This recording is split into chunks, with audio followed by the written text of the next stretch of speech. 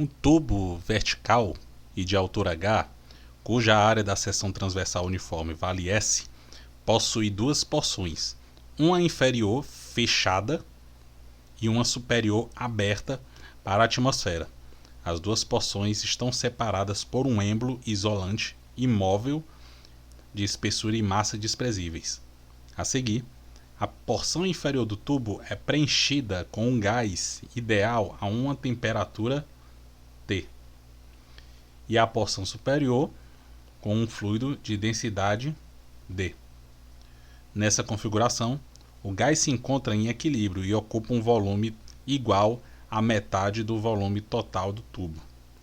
Posteriormente, o gás da porção inferior é aquecido até uma temperatura T' maior que T, tal que, atingido o equilíbrio térmico, metade do volume do fluido presente na porção superior do tubo extravasa. Sabendo que a pressão atmosférica local equivale à pressão hidrostática exercida por uma coluna de altura H do fluido de densidade D aqui utilizado, e que a expansão térmica do fluido na porção superior do tubo durante o aquecimento é negligenciável, a temperatura T' é dada em termos de T por...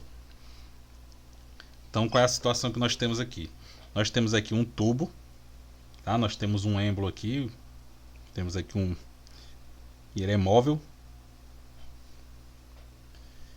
E o sistema está em equilíbrio. Eu tenho um fluido de densidade V na parte superior, na parte inferior eu tenho um gás a uma temperatura T, e ocupa metade do volume. Então, se ele está ocupando metade aqui do volume do cilindro, então isso aqui está ocupando a outra metade. Aí o que acontece? Eu vou aquecer esse gás, e esse gás ele vai sofrer uma expansão, já que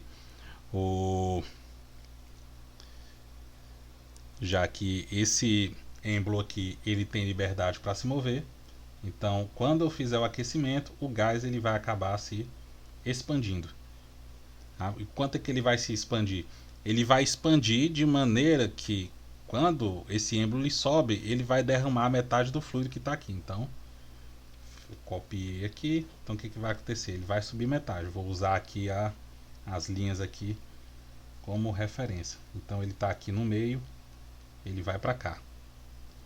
Beleza.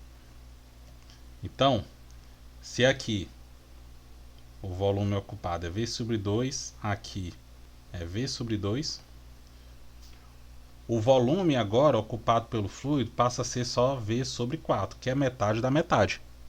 Metade do fluido saiu, então metade dessa metade aqui vai ser V sobre 4. E o volume do gás se expandiu, o volume dele era V sobre 2, ele vai ser 3V sobre 4, ou 3/4 de V. Pronto.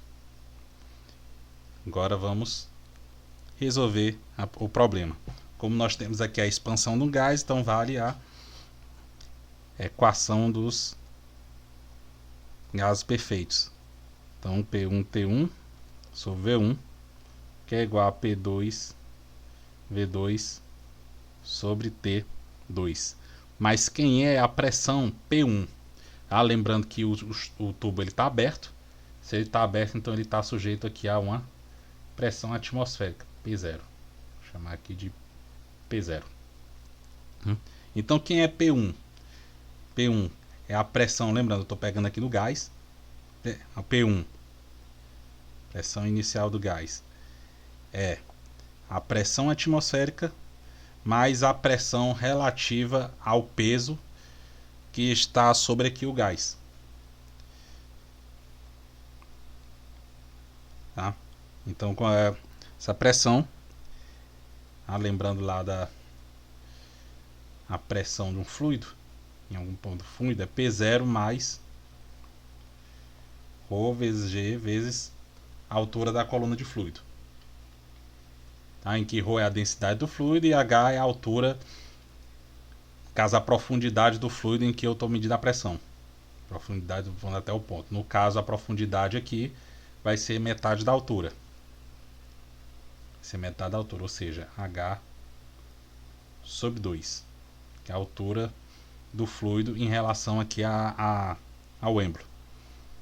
Só que a densidade aqui ele chamou de D, então vai ser D G vezes H, mais H é Hzinho, é a altura dividido por 2.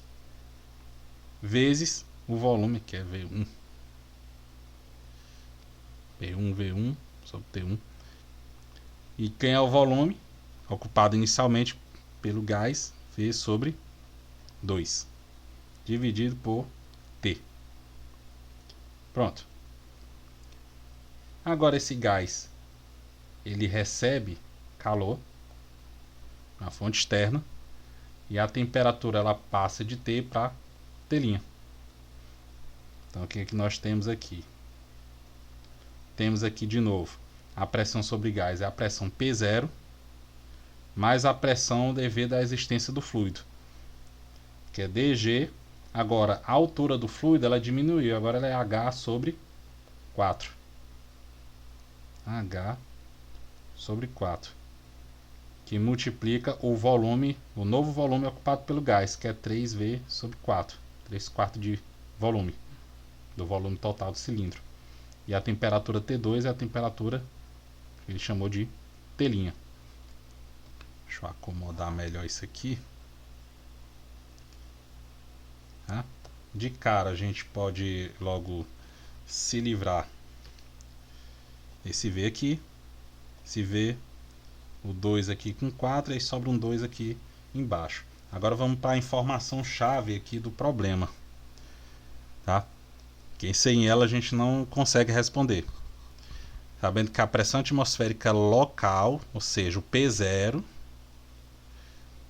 equivale à pressão hidrostática exercida por uma coluna de altura H do fluido de densidade D aqui utilizado.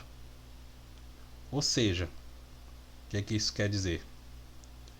Pressão hidrostática exercida pelo fluido, o fluido em questão aqui de densidade V, D, tá? Por uma coluna de altura H, ou seja, P0 é dado por D, G vezes H. Essa é a informação da questão. Sem ela a gente não sai do lugar. Pronto. Então nós podemos escrever o seguinte. Repetindo aqui a expressão. É que nós temos P0 dg H mais dgH sobre 2. Olha que maravilha. Tudo isso é multiplicado por nada, já que eu cortei isso aqui. Isso aqui é igual a dgH, que é o P0, mais dgH sobre 4, aí fecha os parênteses, multiplica por 3 meios, que foi o que ficou aqui, 3 sobre 2. Esse T'. Aí que maravilha. Tá? Eu tenho o fator dgH comum a todos os termos aqui dos dois membros da equação, então eu posso simplesmente me livrar deles. Agora eu somo as frações que ficou. Eu fico aqui, eu tenho 1 mais 1 meio. Isso aqui dá, deixa eu baixar um pouquinho. Isso aqui dá, vou botar aqui do lado, 3 meios. 3 meios, aí tem um T aqui, então fica 3 sobre 2T. E do outro lado, eu vou ficar aqui com 1 aqui, mais 1/4 do outro lado. 1 mais 1/4 dá 5/4. No caso, 5/4 T'. Já vou fazendo aqui a divisão de frações. E o que sobrou aqui do lado de fora, que é o 3 meios. Tudo tranquilo. Então agora, ó, divide o 3, multiplica por 2 nos dois lados. Agora eu posso isolar o T'. Portanto, T' é igual a 5/4 de T. Tá? Portanto, nosso gabarito aqui é letra D, 5/4 de T.